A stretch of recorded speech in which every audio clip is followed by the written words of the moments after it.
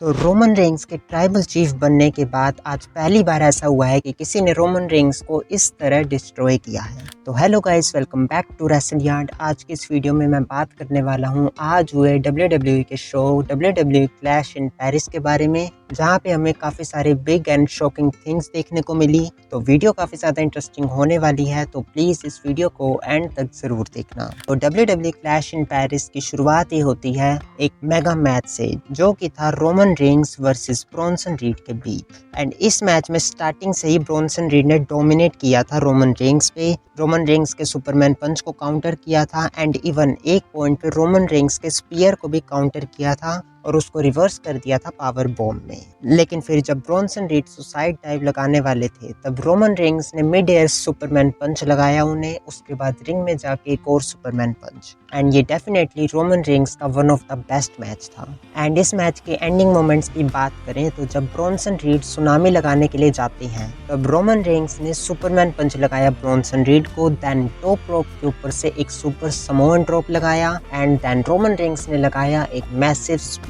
And इस तरह से रोमन रेंग्स ने इस मैच में हरा दिया ब्रॉन्सन रीड को। एंड ये मैच इतना ज़्यादा पहले से ही बिग था, लेकिन इससे भी ज़्यादा बिग थिंग्स हुई इस मैच के एंड होने के बाद। तो पोस्ट मैच हमें मच अवेटेड फेस ऑफ देखने को मिलता है, जिसका इंतजार हम रेसलमेनिया के बाद से ही कर रहे थे। एंड वो फेस ऑफ था Roman Reigns and Paul Heyman का। एंड यहाँ पे पॉल हेमन वही एक्ट करने लग जाते हैं एज द वाइस मैन, जहाँ पे वो कहते हैं I acknowledge you my tribal chief, but Roman Reigns उनके शूज वापस मांगते हैं। एंड यहाँ पे रोमन रेंग्स ने सिर्फ शूज वापस नहीं लिए, बल्कि पॉल हेमन को गिल्ट इन सबमिशन मूव में भी डाला, जिसके बाद डेफिनेटली पॉल हेमन की हालत बिल्कुल ही खराब हो गई थी। And then Roman Reigns celebrate कर रहे थे फैंस के साथ। वो जो उनके शूज थे वो उनको ऑटोग्राफ करके फैंस को दे रहे थे।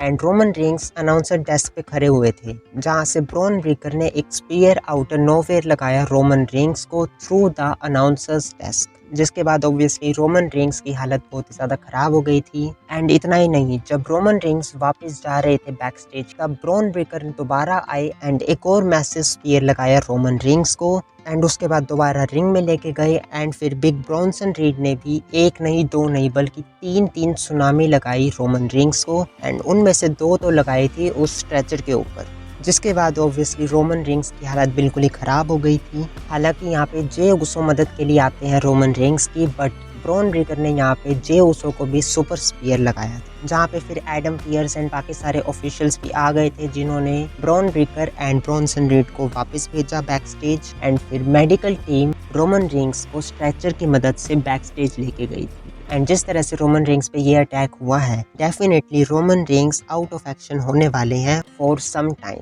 एंड पहले से ही अनाउंस हो गया था कि आज के मेन इवेंट में, जो कि फेटल 4-वे मैच होगा, उसमें रोमन रेंग्स जे उसो के साथ आएंगे रिंग साइड पे। बट क्योंकि रोमन रेंग्स पे पहले ही इतना बिग अटैक हो चुका था, तो डेफिनेटली वो जे उसो की मदद के लिए कहाँ से ही आते हैं। नेक्स्ट फिर हमें बैक स्टेज देखने को मिलते हैं एडम पियर्स, जो कि काफ़ी ज़्यादा गुस्सा थे Bron Breakker and Bronson Reed पे।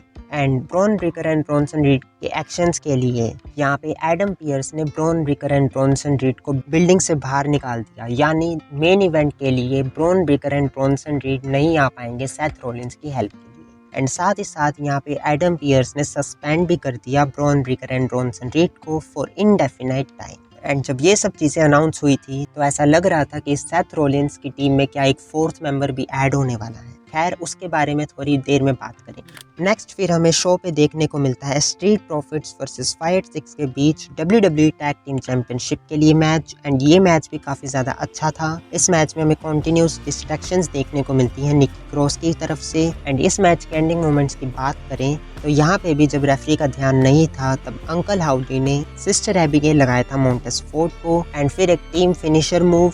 एंड इस तरह से फाइट 6 ने इस मैच में इजीली हरा दिया स्ट्रीट प्रॉफिट्स को एंड रिटेन कर ली अपनी चैंपियनशिप। इसके बाद फिर हमें शो पे देखने को मिलता है Becky Lynch versus Nikki Bella के बीच match for the women's intercontinental championship. And कह सकते हैं कि ये इकलौता मैच ऐसा था जो कि इस पूरे शो का वीकेस्ट मैच था।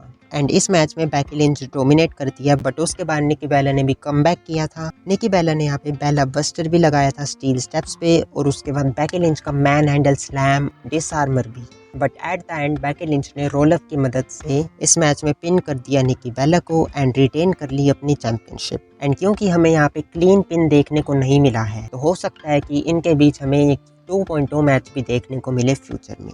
नेक्स्ट फिर हमें बैक स्टेज देखने को मिलते हैं जे उसो जो कि आइस पैक लगा रहे थे, जहाँ पे फिर एडम पियर्स उनसे पूछते हैं कि क्या वो कम्पीट कर पाएंगे आज के मैच में, जिसपे जे उसो ने कहा कि रोमन रेंस ने उन्हें कहा है उस चैंपियनशिप को घर लाने के लिए और आज मैं वो चैंपियनशिप घर लेके जाऊंगा। इसके बाद फिर हमें शो पे देखने को मिलता है एक और बैंगर मैच, यानी शेमस वर्सेस रूसेव, एक डोनिक ब्रूक मैच। एंड ये मैच आज के शो का बेस्ट मैच था। यहाँ पे हमें अलग अलग वेपन्स का यूज देखने को मिला। रूसेव ने भी यहाँ पे 10 बीट्स लगाई शेमस को। इसके बाद फिर एक स्पॉट पे रूसेव ने चोक स्लैम लगाया शेमस को थ्रू द बॉक्स। एंड इसके बाद फिर एक पॉइंट पे शेमस ने अपना स्लैम लगाया रूसेव को ड्रम्स के ऊपर से सीधा टेबल्स के ऊपर, जो कि काफी ज्यादा एक कह सकते हैं कि मैसिव स्पॉट था। एंड उसके बाद शेमस ने ब्रूक किक भी लगाई लेकिन स्टिल रूसेव ने किक आउट किया। एंड एट द एंड यहाँ पे रूसेव ने अपना सबमिशन मूव लगाया था वेपन के साथ, जिसके बाद फिर शेमस को टैप आउट करना पड़ा। एंड इस तरह से रूसेव ने इस मैच में हरा दिया शेमस को। एंड जितना ज़्यादा ब्रूटल ये मैच था, डेफिनेटली रूसेव एंड शेमस दोनों ही डिजर्व करते हैं इक्वल क्रेडिट। इसके बाद फिर हमें शो पे देखने को मिलते हैं द लास्ट रियल चैंपियन, जिनका मैच था लोगन पॉल के साथ। एंड डेफिनेटली जॉन सीना ने एक और बार डिलीवर किया एक अमेजिंग मैच। एंड जॉन सीना और लोगन पॉल के बीच भी हमें कमाल की केमिस्ट्री मूव्स देखने को मिले थे। एंड इस मैच में लोगन पॉल ने मल्टीपल टाइम काउंटर किया था एटीट्यूड एडजस्टमेंट को। इसके अलावा जॉन सीना की तरफ से हमें यहाँ पे न्यू मूव्स भी देखने को मिले, जैसे कि बैरन कॉर्बिन का end of days and AJ Styles का Styles clash. And John Cena ने यहाँ पे सुपर ए भी लगाया था टॉप रोप के ऊपर से, बट स्टिल लोगन पॉल ने यहाँ किक आउट किया था। एंड एक पॉइंट पे यहाँ पे लोगन पॉल 5 नकल शफर भी लगाने वाले थे जॉन सीना को, बट जॉन सीना ने उसे काउंटर किया। एंड फिर जॉन सीना ने यहाँ पे 2 लगातार एटीट्यूड एडजस्टमेंट लगाए लोगन पॉल को। एंड इस तरह से जॉन सीना ने इस मैच में पिन कर दिया लोगन पॉल को एंड जीत लिया ये मैच। इसके बाद फिर हमें बैक स्टेज देखने को मिलते हैं सेथ रॉलिंस, जहाँ पे उनसे पूछा जाता है कि वो आज के मेन इवेंट में अलोन हैं, जहाँ पे सेथ रॉलिंस ने कहा कि मैं हमेशा 2 स्टेप आगे रहता हूँ। एंड इससे अगेन हिंट मिला था कि कोई 4th मेंबर आने वाला है इस मैच में सेथ रॉलिंस की हेल्प के लिए। एंड फिर फाइनली मेन इवेंट में हमें देखने को मिलता है सेथ रॉलिंस का मैच, जहाँ पे वो अपनी वर्ल्ड हैवीवेट चैंपियनशिप डिफेंड करते हैं एक फेटल 4 वे मैच में against CM Punk, LA Knight and J Uso. And ये मैच भी काफ़ी ज़्यादा अमेजिंग था। इस मैच की स्टार्टिंग में ही पहले सीएम पंक अपना रिवेंज लेते हैं जे उसो से, जैसे कि लास्ट वीक रॉ पे जे उसो ने सुपर किक लगाई थी सीएम पंक को। इस मैच के स्टार्टिंग में ही सीएम पंक ने सुपर किक लगाई जे उसो को। इसके बाद फिर एक पॉइंट पे हमें LA Knight, CM Punk and J Uso team up करते भी दिखे against Seth Rollins, but then J Uso ने अगेन सुपर किक लगाई CM Punk and LA Knight को। एंड फिर एक पॉइंट पे एले नाइट को भी मौका मिला उनका रिवेंज लेने का, जहाँ पे सीएम पंक होते हैं अप्रैल पे एंड एले नाइट उन्हें गिराते हैं थ्रू द टेबल्स। एंड फिर एक पॉइंट पे जे उसो के स्पीयर को सेथ रॉलिंस रिवर्स कर देते हैं पेडिग्री में। एंड फिर हमें एक अमेजिंग सीक्वेंस देखने को मिलता है, जहाँ पे जे उसो लगातार 2 सुपर किक और 1 स्पीयर लगाते हैं सेथ रॉलिंस को एंड देन एक उसो स्प्लैश फिनिशर भी। एंड यहाँ पे जे उसो ऑलमोस्ट जीत चुके थे वर्ल्ड हैवीवेट चैंपियनशिप, बट यहाँ पे out and nowhere CM Punk ने एल्बो ड्रॉप लगाया और उस पिन को ब्रेक कर दिया। एंड अगर इस मैच के एंडिंग मोमेंट्स की बात करें तो सेथ रॉलिंस ने यहाँ पे एक स्टॉम्प लगाया था सीएम पंक को, जिसपे सीएम पंक ने किक आउट किया। एंड उसके बाद फिर सेथ रॉलिंस गए रिंग साइड पे एंड सेथ रॉलिंस ने जे उसो एंड एले नाइट दोनों को स्टॉम्प लगाए, वो भी रिंग के बाहर सीधा फ्लोर के ऊपर, जिसके बाद जे उसो एंड एले नाइट तो ऑलमोस्ट बाहर ही होंगे गेम से।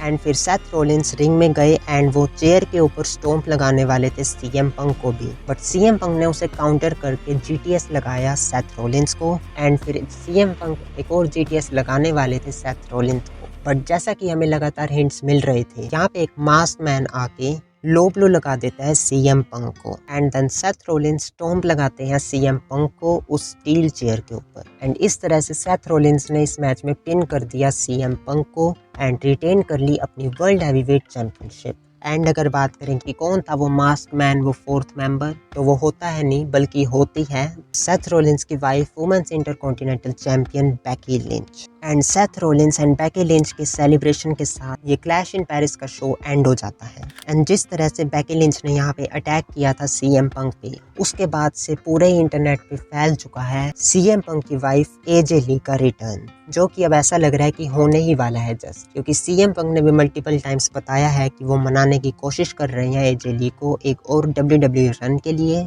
एंड डेफिनेटली जो आज क्लैश इन पेरिस के शो में हुआ, उसके बाद एक तरह से कंफर्म है कि एजे ली अपना रिटर्न करने वाली है फाइनली। एंड हमें रेसलपेलूसा या किसी और प्रीमियम लाइव इवेंट में एक मिक्स टैग टीम मैच देखने को मिलने वाला है, Seth Rollins and Becky Lynch versus CM Punk and AJ Lee के बीच। तो ये था आज का क्लैश इन पेरिस का शो। आपको ये शो कैसा लगा हमें कमेंट करके ज़रूर बताना। एंड अगर आपने ये वीडियो यहाँ तक देख ली है तो प्लीज़ इस वीडियो को लाइक एंड चैनल को सब्सक्राइब ज़रूर कर देना। ऐसे ही मोर WWE वीडियोस के लिए मैं मिलता हूँ आपसे नेक्स्ट वीडियो में।